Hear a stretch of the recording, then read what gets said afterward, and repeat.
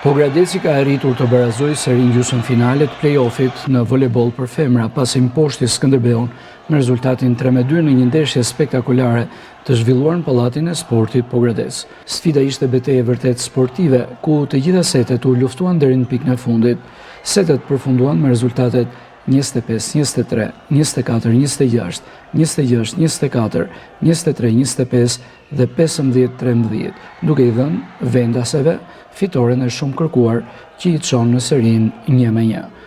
Tashmë gjithçka do të vendoset në përballjen e tretë dhe të fundit, që do të zhvillohet në Korçë, në Pallatin e Sportit Tamara Nikola me 16 prill në orën 17. Faktikisht ishte një ndeshje shumë e bukur, por që ne gjatë gjithë kohës dominuam edhe fundi e tregoi që neve i mundom.